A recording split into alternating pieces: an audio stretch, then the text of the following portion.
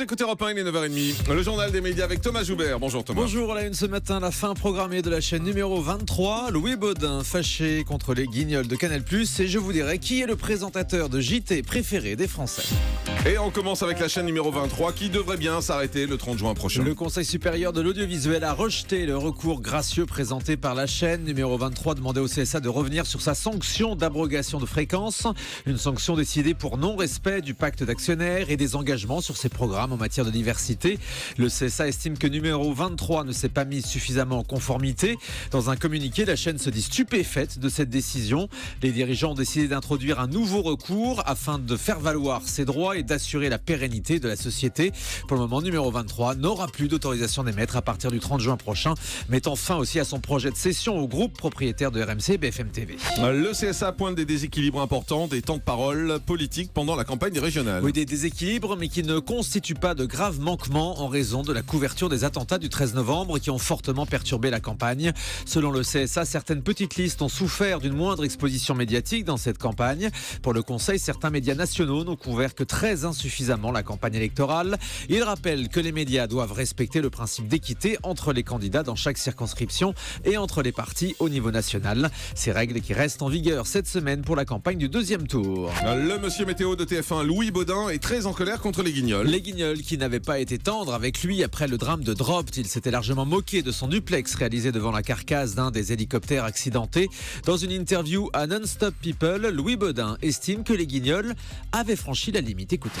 C'est bien les guignols, enfin je trouve que c'est un bel exercice. Alors après où est la limite, ça doit être très compliqué pour eux et je leur laisse. Moi je pense qu'ils l'ont franchi avec moi et avec d'autres d'ailleurs, pas qu'avec moi.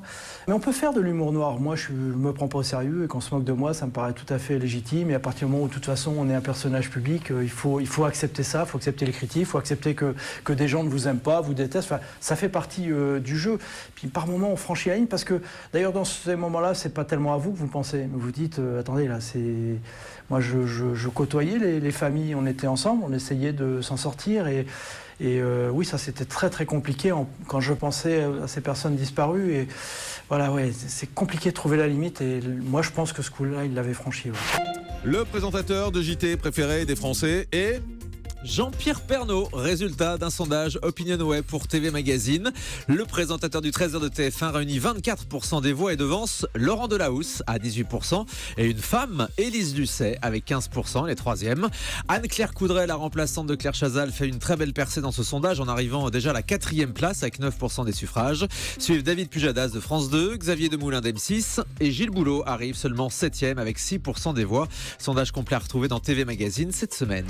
Canal+ décide de fermer une nouvelle chaîne thématique. Ouais, l'avenir n'est plus au câble et au satellite. La chaîne Planète Plus Thalassa va définitivement cesser d'émettre le 31 décembre après 13 ans d'existence.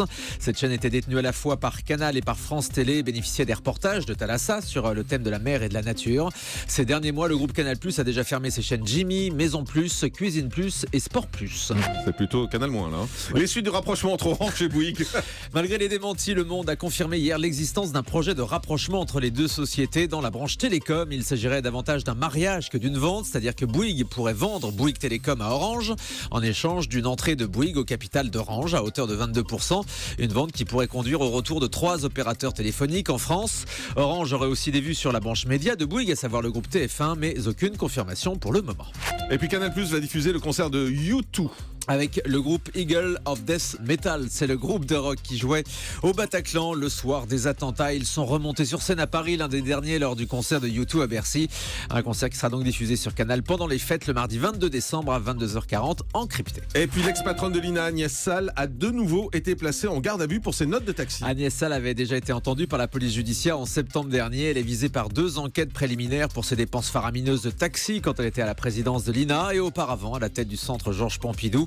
Elle a donc de nouveau été placée en garde à vue. Elle est aussi visée par une procédure disciplinaire. Elle comparaissait hier devant une commission interministérielle qui doit décider d'une éventuelle sanction administrative. Et puis une amende de 2 000 € contre le magazine Valeurs Actuelles. Le directeur de la publication de l'Hebdo a été condamné hier en appel à 2 000 € d'amende pour provocation à la discrimination, la haine ou la violence envers les Roms. Il s'agissait du dossier Rome l'overdose. La cour d'appel a aussi ordonné la publication d'un communiqué judiciaire dans le magazine soulignant le caractère particulièrement stigmatisant. Allez, on termine avec le chiffre du jour. 500 comme la 500e des Pieds dans le plat sur Europe 1. L'émission de Cyril Hanouna fêtera ce numéro exceptionnel demain. Pour l'occasion, l'enregistrement aura lieu au Théâtre Comédia à Paris en public demain matin, donc entre 9h et 13h. Parmi les invités, on annonce Patrick Sébastien, Kinvey et Black M. Il y aura aussi des surprises.